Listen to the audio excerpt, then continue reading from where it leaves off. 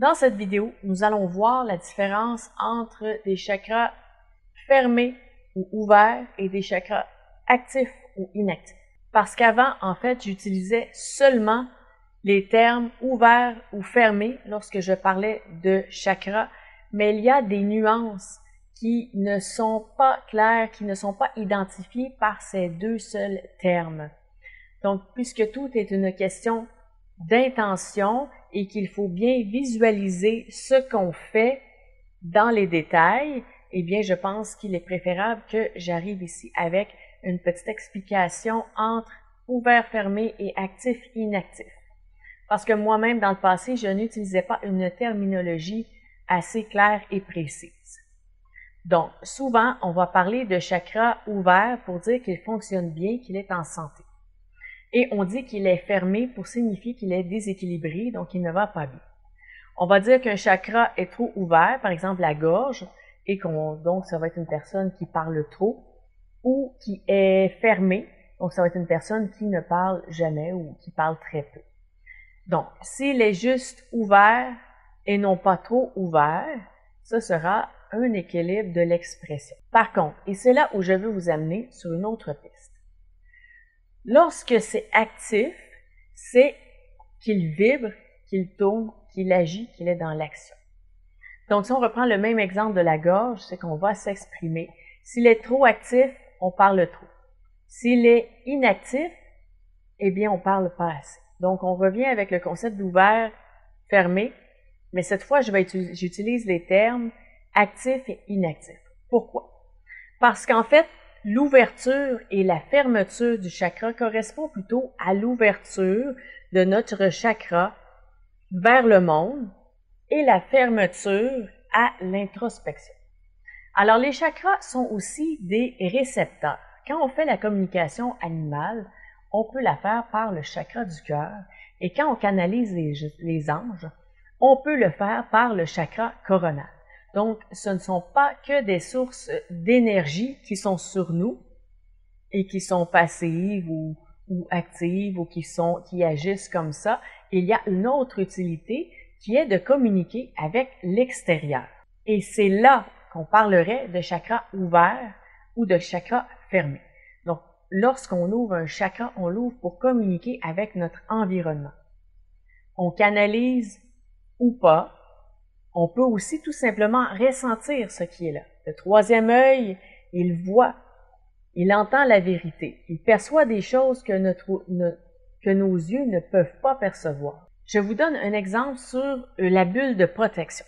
Alors, quand on est dans notre bulle, nos chakras peuvent être actifs ou inactifs. Mais dans cette bulle, voyez qu'à la surface, il y a une ouverture. Que votre bulle, elle, est connectée avec l'extérieur.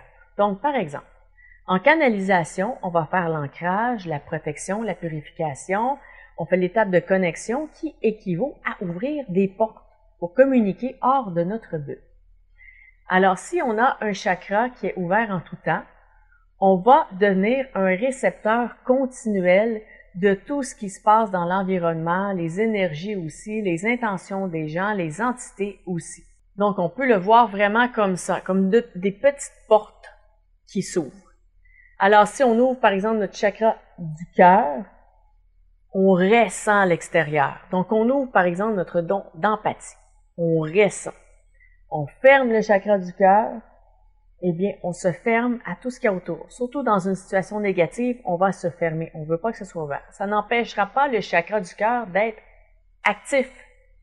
Il peut être actif, il peut être éveillé, il peut être là, mais il ne sera pas ouvert à l'extérieur. Et c'est ça la nuance que je veux faire avec vous dans cette vidéo. C'est qu'on peut très bien avoir le chakra coronal qui est actif, qui fonctionne très bien. Votre spiritualité va bien, vous êtes équilibré et tout, mais vous n'êtes pas nécessairement en communication avec vos anges et votre ange gardien. Mais le jour où vous dites « je veux ouvrir mon chakra coronal », là, vous recevez, vous canalisez, et quand vous avez terminé, vous fermez, parce que vous ne voulez pas que n'importe quoi utilise votre chakra coronal pour communiquer avec vous n'importe quand. Mais vos chakras peuvent quand même continuer d'être actifs. Et ils peuvent aussi être à l'écoute. Par exemple, le chakra sacré qui est aussi notre relation avec les autres. Donc, si on veut communiquer avec les autres, on pourrait vouloir ouvrir ce chakra et tester, voir, ressentir les liens, les relations qu'on a avec les gens. Qu'est-ce qui se passe entre nous? Chaque chakra a sa spécialité et lorsqu'il est ouvert, il nous permet d'analyser et de ressentir le monde à l'extérieur de nous. Et lorsqu'on médite, lorsqu'on fait une introspection, eh bien, on referme les chakras pour se recentrer en soi. Donc, si l'idée de la bulle, ça ne vous parle pas trop, eh bien, on sait qu'on a quand même les champs énergétiques, c'est un peu la même chose.